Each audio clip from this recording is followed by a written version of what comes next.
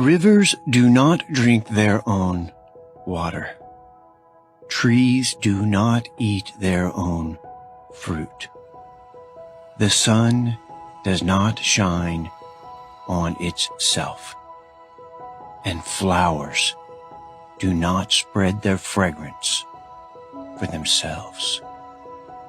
Living for others is a rule of nature. We are all born to help each other.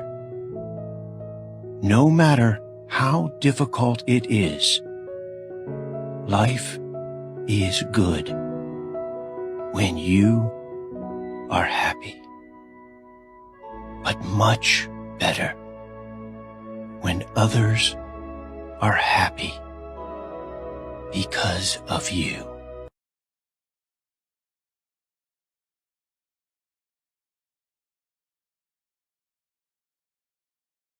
Viewers, thank you very much for watching Frontline Africa Television, broadcasting via satellite from London. Thank you very much, viewers, across the planet and across the continent of Africa. Thank you very much. From Cairo down to Cape Town, Cape Town to Rwanda, Rwanda to Kinshasa, Bujumbura, Kigali, Kampala, Banjul.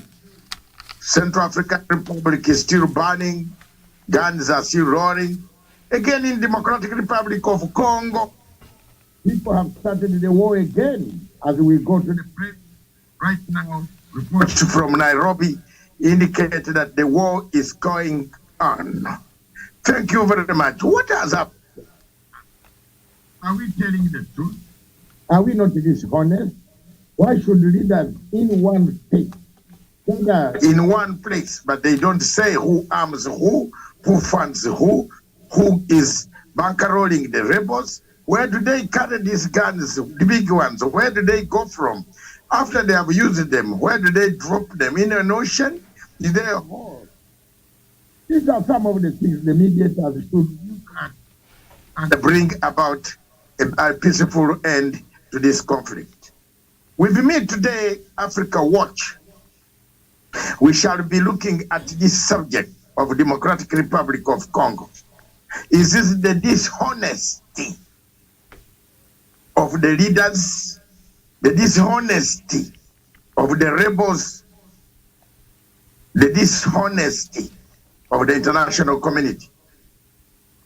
Look, there is someone who is not telling the truth, or all of them are not telling the truth. So mediation cannot be possible. Even if you collect Angel Gabriel to come in the name of Francis and my Bishop of Canterbury, who is lamenting already in Sudan, even when he was going to visit South Sudan, they have killed people. They attacked the same place where he was going to visit. Jermaine, what is going on in DRC, in South Sudan, in Africa? Who is doing this? That's a job. What is going on? Who is arming this rebel? Where are they getting the money from? How many airfields are in DRC Congo that are not on Google Map? Leo Tutoroe, spill the beans. Hashtag spill the beans on Congo. Hashtag, you have already gone. I've already got into the big trial, not to reverse. There are people telling me to be very careful when I talk about DRC Congo, but I'm sorry, unfortunate at 68, I have to tell the truth, and God will meet me later and ask me, did you say the truth? Yes. This DRC Congo mess, for us wasting money that we are meeting when we are actually funding rebels, is not worth it. Wacha tuambiane ukweli, face to face, medium, face me, and tell me, Matanga, you are the one arming the rebels. Can you say that? Thank you very much. Let's do the house meeting, then come to the subject, and I will hammer the subject without fear or favor of anybody. If you have found out via this satellite and you are engaging, I will use the type of style of the balloon that entered China. China entered the balloon in the American territory, and then we shot it down. We shot it down. Is it triggering tension? Tonight we shall have Twitter space. I've gone international, worldwide. I'm going to discuss the relationship between China and United States of America on Twitter space at 8 p.m. East African time. If you have time, just join in and eat the good words that will come out of the ceremony. Ladies and gentlemen, that is what I have from the satellite. Good morning, Africa. Good afternoon, Africa. It is exactly a few minutes past 11 here and 12 minutes past 11 o'clock East African time, while on Miriam is 12, 2 o'clock, 12 minutes past 2 o'clock East African time, and London time is GMT 11 hours 12 GMT, Greenwich Mean Time. Thank you very much. Let's do the house cleaning. God bless all of us on the show. If you want to tag us on Dr. Matsanga Doctor, that's my Twitter handle. I don't know whether Miriam has a Twitter handle. She will say it herself. And Wanda at Wanda Elif's Twitter handle. All of us. If you want to engage us in any subject out of this, tomorrow we shall provide the number where you can call us. It is, we have it, but I think it has got some technical problems. Good afternoon in Nairobi, in Africa. Good morning in Europe, East African Standard Time. All right. In Kenya, and the Greenwich time in London. Over to you, Miriam. Very well. Thank you so much for that. I'll just get into the headlines very quickly, and then we'll get back to our topic of discussion this afternoon. As you've been told, just a couple of minutes past 2 p.m. here in Nairobi, East African time. The Sunday Nation, the main headline: shame of 4,000 jobless doctors. That story is on page 10 and 11. Brace yourself for 2,000 Kenya shillings NSSF pay cut. Ruling by Court of Appeal sets the stage for Kenya Kwanza to affect new rates. You'll find that on page 7. Mama Ngina hits back. Former First Lady dares President Ruto's administration to auction her property to clear any tax dues as KRA announces investigation into 300 firms. That story is on page 5. Ruto heads to Nakuru, Raila in Kibra. You'll find that on page 4. And 22, the Sunday Standard. The main headline: troubled transitions. I guess that's what I read, and in my mind that was the main problem. But troubled transitions, and that story is on page 8 and 9. Take me to court if I've defaulted, Mama Ngina tells Ruto. You find that on page 12. Prayers and songs as family marks Moi anniversary. That is on page 10. It is back to school for Form 1s, and EPL was Arsenal run into a brick wall at Everton. That's what you find in the Kenyan newspapers. The Nation from Nigeria: Buhari Tinubu is next president. That's what President Buhari believes. The Sunday Punch: new Naira chaos spreads. The main Sunday Vision from Uganda: best O-level schools in past 5 years. Daily News from Zimbabwe: it's time to tackle drug abuse as huge crisis. And then the Citizen from from Tanzania: state of affairs as EAC leaders discuss DRC. An extraordinary summit of the East African Community Heads of State was convened yesterday in Burundi to discuss the bloody turmoil in Eastern Democratic Republic of Congo in what has remained an elusive search for peace. That story is on page 2 inside the Citizen from Tanzania, the Sunday Citizen from Tanzania, and I think that is where we shall start our conversation. But before then, regional heads of states have called for an immediate ceasefire by all parties. In the east of the Democratic Republic of Congo, tensions have grown amid talk of war as Congo and neighboring Rwanda trade allegations of backing armed rebels. The ceasefire call was issued in a communication at the end of the East African Community Summit in Burundi. Secretary General of the EAC, Peter Mathuki, said there must be an immediate ceasefire by all political parties, and part of the statement read, the withdrawal, including all foreign armed groups, and directed the Chief of Defense Forces of all the partner states of East African Community to meet urgently within the next 1 week and set new timelines for the withdrawal and the command appropriate deployment matrix in different parts of the Eastern Democratic Republic of Congo. The calls follows international concern the two countries could slide into an all-out conflict as they did in the late 1990s and 2000s. Last month, Rwanda fired a Congolese military aircraft it alleged violated its airspace. Mathuki said the heads of state called upon the parties to respect and implement all the summit's decision and agreed upon themselves that any, again, violation should be reported immediately, and the summit now will take the charge of the process. Congo for months has accused Rwanda of supporting the M23 rebel group, whose origins lie in the region's ethnic fighting, and powerful voices in the West have openly castigated. Rwanda denies backing the M23, which is one of the dozens operating in mineral-rich Eastern Democratic Republic of Congo, and it accuses Congo of backing another rebel group that is fighting Rwanda. So that's the basis of our conversation this afternoon. Doc.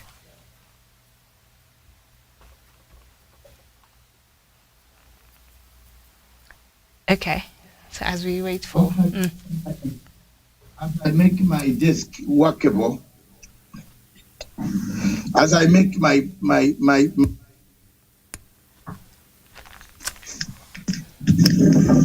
just tell you that. I want to tell you that things are not as rosy as we might think, because the truth is not being told immediately.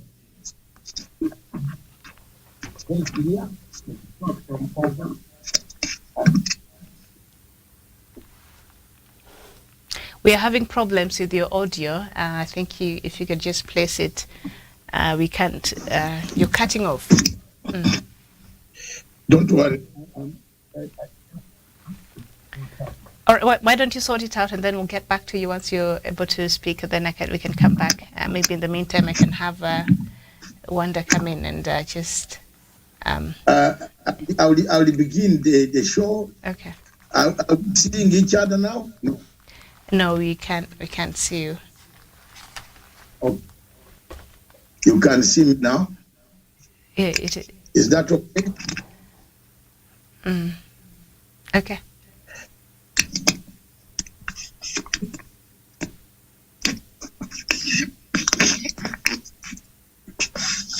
Yes, thank you very much. Of Africa, wherever you are, I don't know whether that can be very useful. Yes, go ahead. Okay, thank you very much, viewers. Do you hear me properly, Miriam, from here? Yes. Okay. Today's topic is Africa Watch. In Africa Watch, we shall be looking at Democratic Republic of Congo. And Miriam, in Democratic Republic of Congo, I want to take this opportunity to thank the leaders of East African community who gathered in Bujumbura yesterday to hammer out ways and find ways of resolving the conflict of Democratic Republic of Congo. But the truth remains, as much as Your Excellencies, and I'm addressing the presidents who went to Bujumbura and the presidents of East African community. To resolve a conflict of this nature, there is a need for honesty. There is a need for total honesty. There is a need for total commitment. There is a need for total courage for people to come out and say, I have been funding it to rebels. I am stopping to fund them, and they will not carry any single gun from my territory or come back to my territory. Most of us who have resolved conflicts of this nature, like myself, I have an experience of resolving the northern Uganda conflict of the Lord Resistance Army against the government of Uganda, which was a very brutal war. We went to both places. We went to Kampala. We got assurances from His Excellency the President of the Republic of Uganda for the first time. Thank you very much, Mr. President. You gave us assurances that whatever the outcome of the peace process, the people of Uganda and the people of the entire East Africa will agree, and you will never be part and parcel of an armed struggle against the LRA or against the people of Sudan. We went again to Khartoum and flew into Khartoum, and we got assurances from General Bashir, who was then the president of that country, that he will not fund Konyi again, he will not give Konyi guns and the LRA again. That is the type of methodology that should be used. Miriam, for me, as an East African, I'm very shocked that no sooner had the leaders left and arrived to their homes than immediately the war broke out and the people started hammering each other again. It is now a full-scale war on the ground. What is the meaning of this? Why do we waste taxpayers' money moving around and trying to find nothing, chasing shadows? So I have set questions. I've set some questions today that I demand answers from. But these questions should be answered by people of East Africa. As I place my mic very comfortably on my shirt, these are the questions. I think you hear me properly, Miriam? Yes. Are you hearing me? Yes. Production team, are you hearing me? I'm answering you. Yes, we can hear you. Okay, thank you very much. One of the things that I want to say on this is to call out for reasons, to call out and talk exactly what is supposed to be done, to be carried out, to be conducted. What can we do? Where do these arms pass? Who gives the people the arms? If are not laid on the ground, if the mediators don't ask these questions, if the answers are not coming from the rebels, the peace process cannot come. As you can see, you will give us a report that the rebels started attacking and taking and capturing more territory. Again, what is going on here? So I have got a number of questions that I want to ask the world, and perhaps people will help me to answer them. Some of the people who call themselves experts in this world could help me. Because at the moment now I'm defeated. I might not be able to answer some of these questions alone. And perhaps the panel today, and not you people, but some people outside can help us to answer. Question number one. Let's face each other and ask each other these questions. Question number one, Miriam. The heavy guns that the rebels carry have whose labels? Whose labels are these heavy guns? The mediation team should ask that question. Who's the labels on the guns? Whose labels are these? Because some of the labels from my research and investigations on the ground, for now, I will not spill the beans to tell you who the labels are, but I will keep quiet until we find quietly. Maybe people will come and tell us whose labels are. Are they Congolese rebels? Are they flown from where? Two, how do these guns reach the rebels? Let's establish that. Because these are not light guns that you can catch. These rebels have heavy guns. I saw the research and the pictures and the videos that I have here, which I'm not going to disclose, but I will send them to the mediation team. These are really heavy guns, and they cannot reach by walking on foot. They must be reaching by facilitated either by planes or by somebody guarding them to reach where the rebels are. The third question is, after using the guns in the battle, where do they store them? I hope Wanda is a very good historian. He will tell us when Emperor Nero was storing his guns. Was he leaving them outside? Then another question is, given that the DRC is a landlocked country, how many unofficial airfields are in DRC, which are not on Google Map? This will help to tighten down for the mediators to understand the complexity of the problem they are involving themselves in.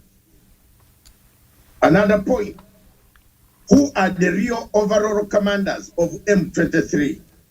Why have we been following shadow commanders? One of the points that I've noticed about this war, we have not got the real commanders, but we have got shadow commanders who come on platforms, and I think we saw Songa Wanda, you saw them on Friday. Was it Friday? You must have been on the platform of Kennedy Wandera. You saw them on Friday.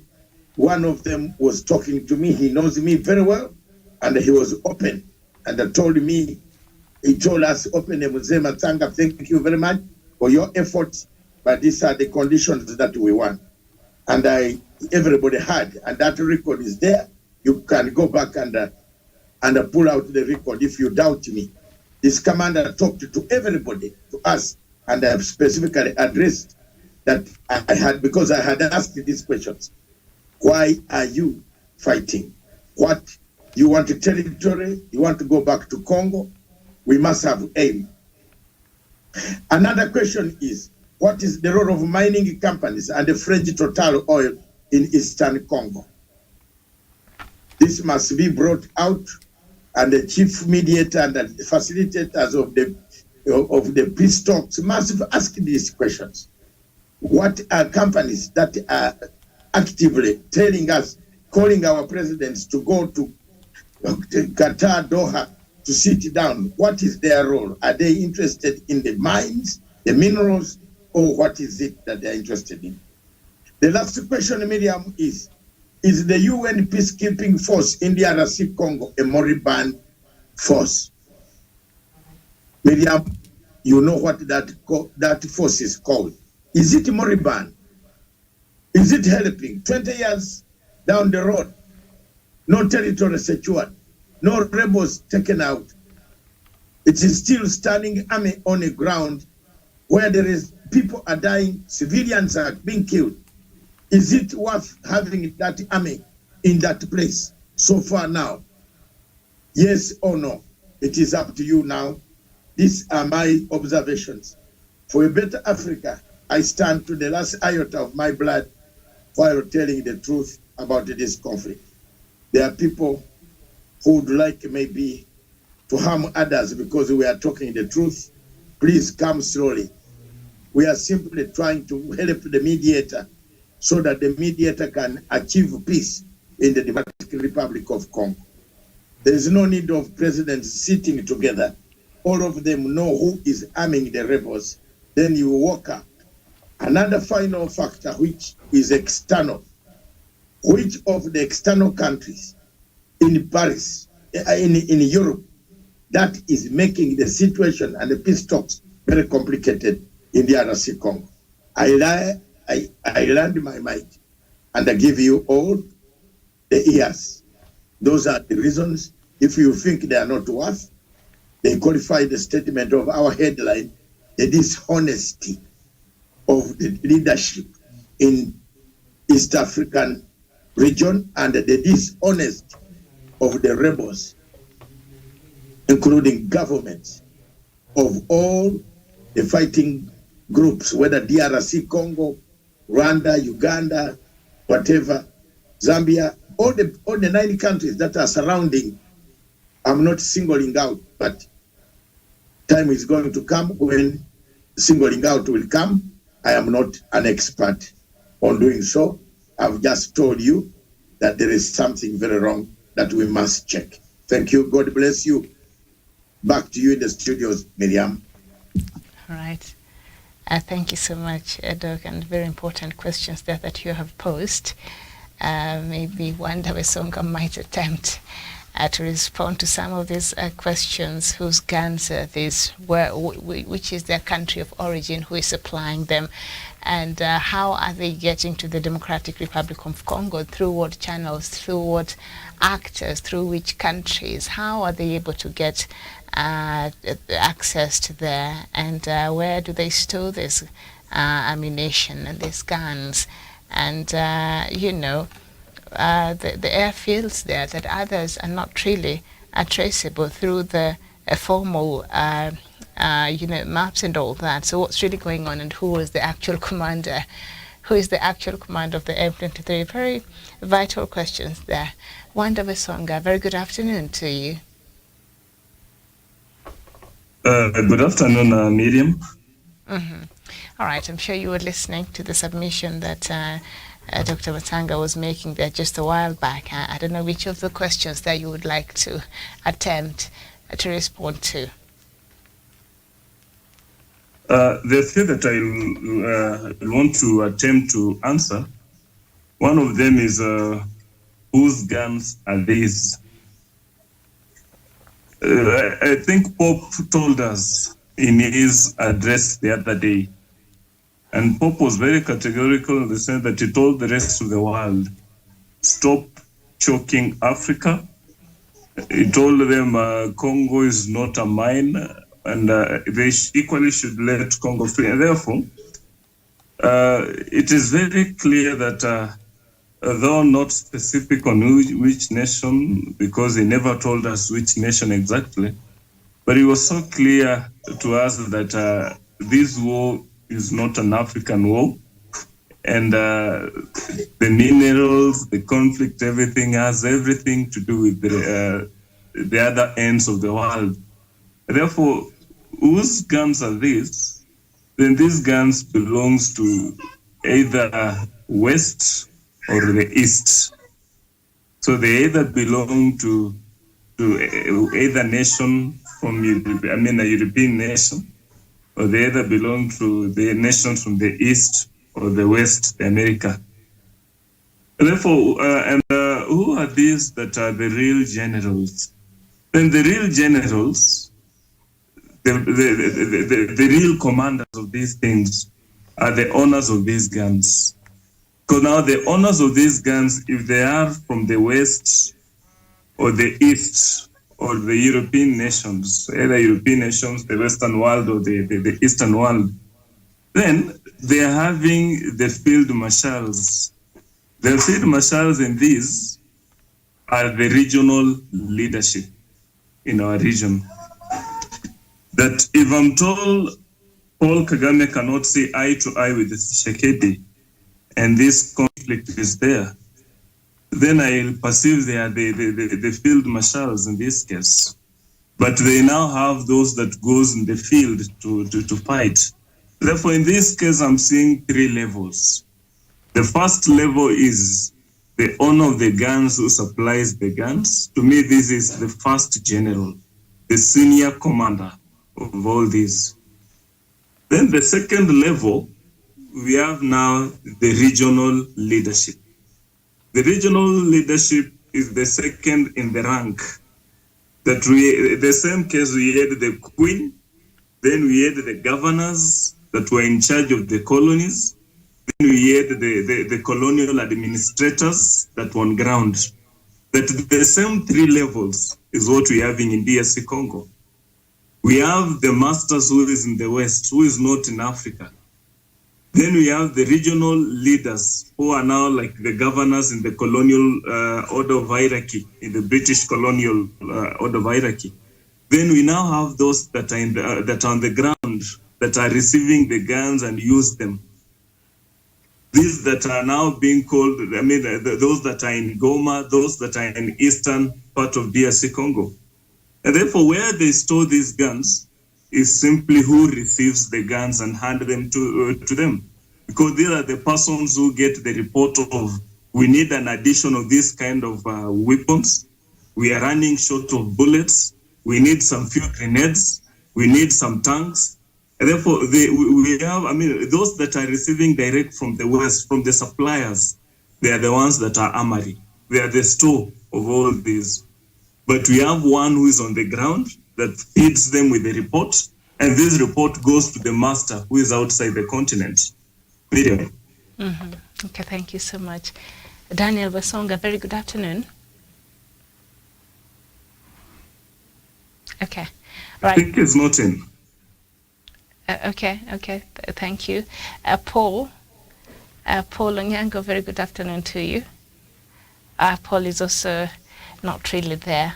All right, Doc, Wanda has attempted to respond to some of the questions that you have posed there, especially on who the real commanders are, and not just for the M23 rebels, but also that other rebels in the Democratic Republic of Congo that has also been accused of, the DRC has been accused of supporting. Yeah, so who could be also the real commander of this FDLR accused to be operating inside the Democratic Republic of Congo fighting the M23?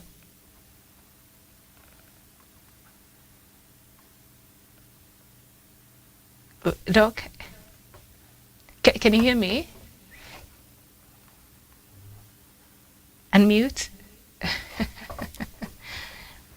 We apologize. Technology sometimes can be a bit... Go ahead. Okay, fine. Yes. Miriam, yeah. I put the question to you, then you have returned them to the sender. Well, Wanda has attempted to answer that. Can you also attempt so that we can finish up what it is? Because it is it's a very in your interest, in the interest. Let's avoid it actually. Let's come to this room. Honestly, do you think there is honesty in this whole process, or we are going around and back? Because you yourself, you have a report there that indicates last night, no sooner had the planes of the other presidents arrived home than the war broke out again. That means they did not hear anything that the president asked them to do in Burundi. So do you think there is honesty in this entire exercise? There's no honesty, Doc, there, obviously. And I think some of the questions that you posed there at the beginning, these are some of the things that perhaps we were hoping, while the mediators who are taking on this process will attempt to seek to get answers to. Big arms, big guns, road. Yes, the tanks. Someone is even supported by tanks. Whose tanks are these? 014. Who's 014? Cars. The Congo, as the Congo army lost so many cars. What is going on here? We need it, all of us. We are not asking to incriminate anybody. We are asking we want peace in the region. What is it that these rebels want really? If there is discrimination in DRC Congo, can we then ask the rebels to demand a territory? If there is a territory, then we put it on the table so that the mediators can negotiate on territory. But at the moment now, we don't know what they want. Secondly, are these the real commanders? Because on Friday, I had a face-to-face with Commander Ali Musakara. He's one of the commanders of M23. He was on Twitter space, telling he knows me more than I know myself. So look at that, Miriam. And he said that tell President Kenyatta that they must talk to them directly. 2, they must tell Congolese government to stop killing them. Otherwise, they will not keep quiet. And indeed, you see, they have done it. The heads of state, they are not hearing what is going on here. Another thing that is worrying me, Qatar. How Qatar is involved in the oil process. The Qatar, where did the Qatar come from? What is the interest of Qatar in Eastern Congo? We know what Qatar did in Mozambique. You have seen how Qatar is buying oil rigs in Mozambique. Is there an interest? Another question, how many airfields does Congo, who on the radar system? If UN is sincere, Miriam, if UN is sincere, why can't UN put a radar? You cannot, in East Africa, once the plane is inside East Africa, the radar station in Nairobi will know, the radar station in Dar es Salaam will know, the radar station in Kigali will know, the radar station in Kampala will know. So these planes that go stealthily, don't we hear them on the radar systems of all those airports?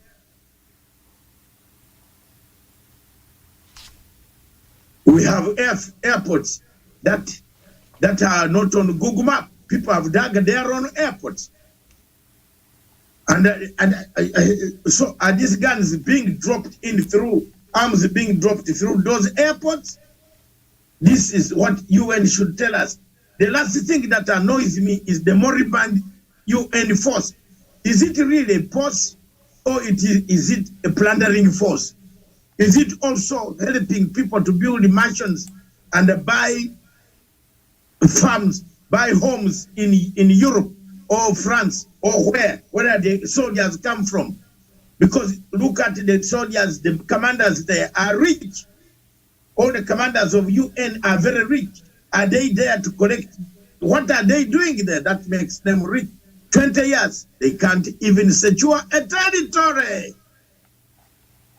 Is it not time for us to review the entire situation of the Democratic Republic of Congo? I land my mic.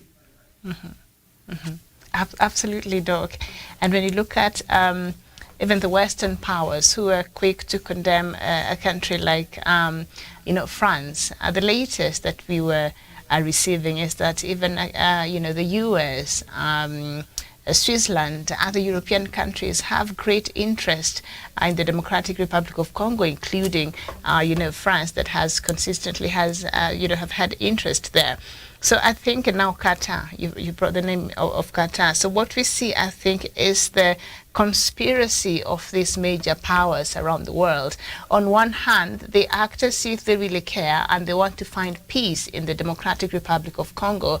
But on the other hand, they are having some underhanded dealings that they want to really protect, because they're benefiting from this chaos, and they're benefiting when the country is unstable as it is, and they're benefiting, with this incitement and the continued perennial chaos that we see in the DRC. So as much as they want to issue these statements out here, nowadays I look at them very, very differently, because they have a lot of interest. Even countries like China, they have a lot of interest in the Democratic Republic of Congo. And should DRC get itself together and have systems and structures in place that really would go to protect its wealth, because we know that the country's main economic resources in its mineral deposits, mining products, almost 9/10 of total exports there in the DRC, and the abundant minerals, especially in the Katanga province, was among some of the factors that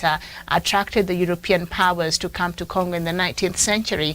That interest has only, the appetite of Congo's mineral has only gone up. So these other issues, I think the very strategic issues that were planted by these Western powers, the ethnicity that is fueling the conflict, and other factors, I think they were very when you look at it now, these are things that were put in place to continue the divide and rule, so that as you continue killing each other because you're speaking a different language, because you're Tutsi, because you're Hutu, because I don't know you're what, from what ethnic tribe. So we will continue the plunder of this country. And that has been consistent, and that has been relentless. And that's why the Pope last week said, enough is enough. You can't continue plundering a country.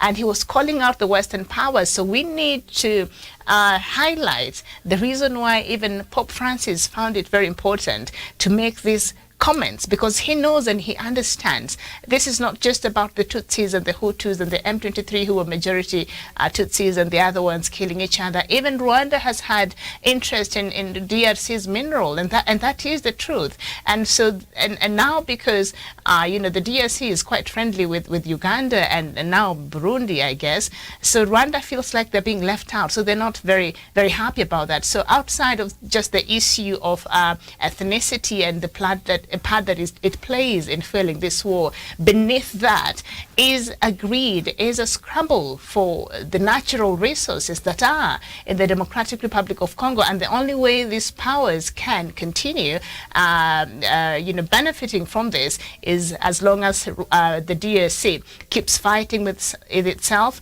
They're kept under conflict. They've ensured, and this is a very strategic way that they've made sure this happens, they've ensured that there is a constant conflict there. So the underlying factor, when you look at the copper, the cobalt, the zinc, and others, manganese, coal, silver, cadmium, all these natural resources that the world needs, and that we find a lot of it in the West, and they don't even have the natural deposits for some of these things, but they're getting them from a country like the Democratic Republic of Congo, and they're benefiting so much because they don't follow the right channels, they don't pay tax for it, they don't, and so they will keep that going.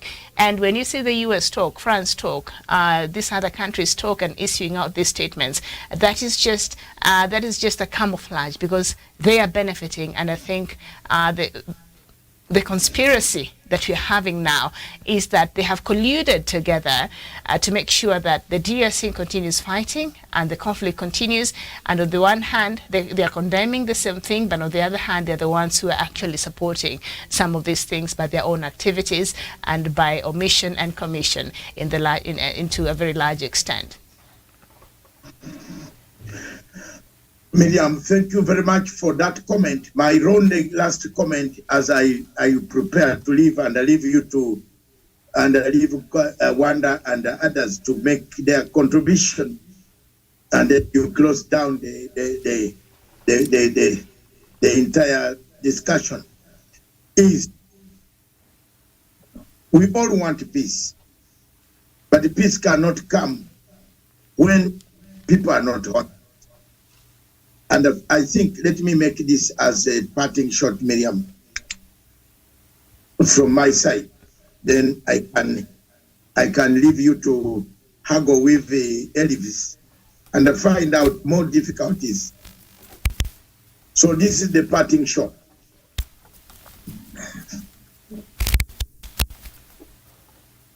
The Democratic Republic of Congo conflict needs a deeper analysis to find out who really funds the rebels, who arms the rebels, who equips, who keeps the big guns, where are these big guns coming from? Is it ethnicity? Is it mining? Is it money? Is it bad administration, as we have said before? What is the real problem at the center of the fight in Eastern Democratic Republic of Congo? Are there factors that we have neglected? Yesterday, East African heads of state, all gathered in Bujumbura, came out with a communique that called on war-warring parties to cease fire. But it looks like no sooner had they reached their homes than the fighting again erupted in Eastern Democratic Republic of Congo. The question is therefore we should ask, whose interest is the fighting continuing. Whose interests are the fighters fighting for? Are they fighting for a better Congo? Are they fighting to protect their people as they claim? Are they fighting just for the sake of fighting, or they are fighting to get territory? One of the things that has puzzled any analyst on the Great Lakes region is whether the rebels of M23 and other rebel groups are fighting for a territory, or they want a territory, but they have hidden the interests. They have not told us exactly what they really want. Isn't it time for the mediators to ask whether they want a territory? And if they want a territory, then the discussions can shift from the mere silencing of guns to actually finding out the best way that Congolese can live together without organization of Congo.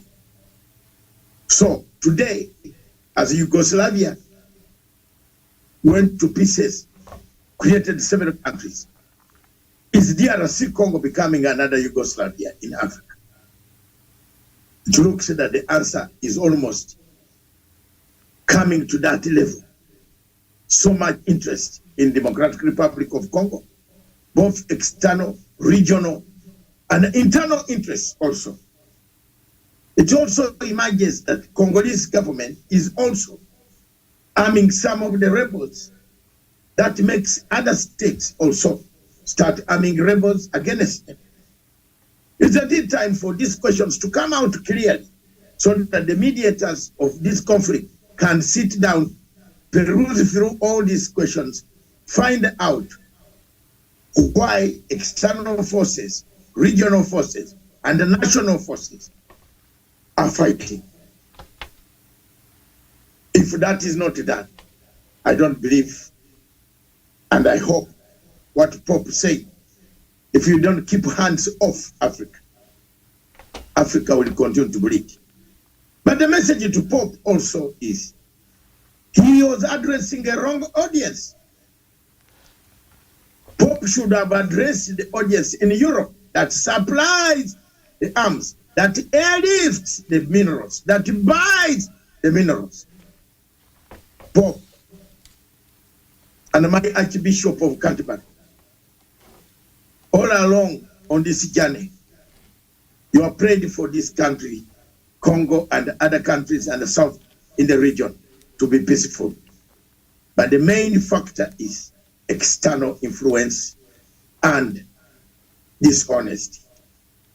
The people, stakeholders, the presidents around the region themselves, some of them are not honest.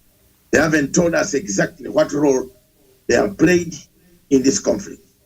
And what the rebels themselves don't tell us who gives them the guns. Then Pope Alexander, Bishop of Canterbury, however much you bring Angel Gabriel to speak to us, when people are not honest, it is only the angels who will know who is honest and who is not. But as human beings, we seem to have been defeated on the conflict of Democratic Republic of Congo.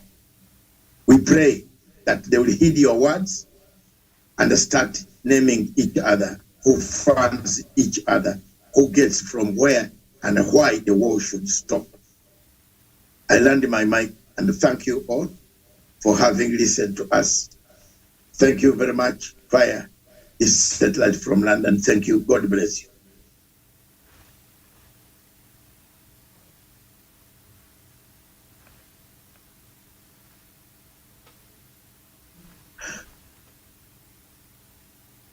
Hello? Okay, have we ended? I guess.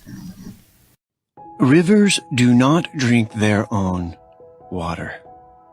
Trees do not eat their own fruit. The sun does not shine on itself, and flowers do not spread their fragrance for themselves. Living for others is a rule of nature. We are all born to help each other. No matter how difficult it is, life is good when you are happy, but much better when others are happy because of you.